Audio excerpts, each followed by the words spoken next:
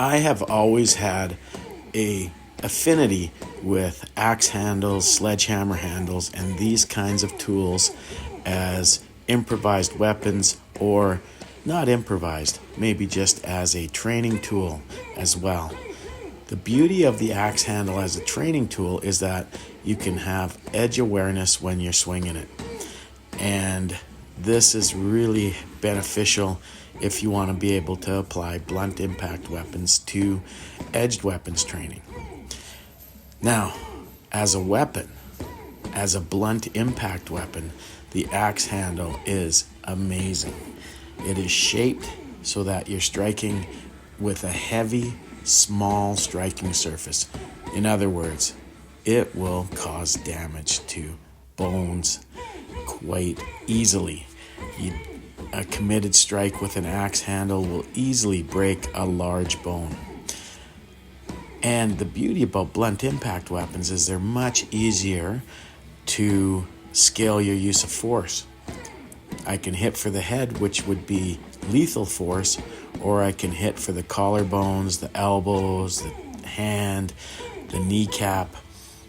All of these hard striking surfaces, even the ribs, will likely break under the power of a heavy axe handle like this one.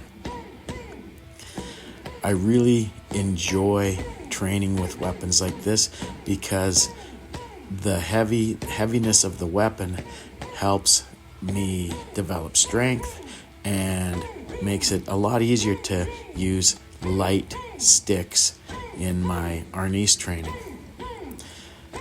I used to keep an axe handle by my bed as a teen when we were having issues with someone coming around our house uninvited and trying to mess with us.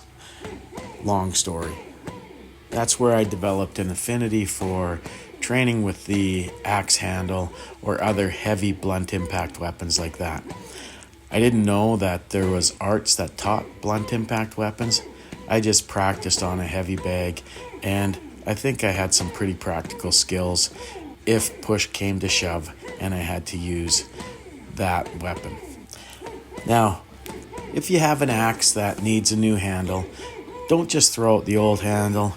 Give it a little love with some sandpaper and maybe cut it into a good shape to use as a weapon for thrusting and use it as a training tool. I'll be putting some axe handle training on my Patreon. When you are training, make sure you don't just go in guns blazing. Start out slow and work your way up.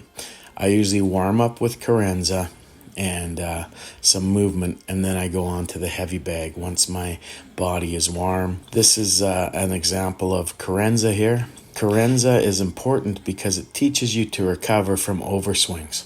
It teaches you what it's like to swing a weapon and miss and be able to handle that momentum. By training with different size and weight weapons, we increase our library of improvisational weapon skills. Thank you.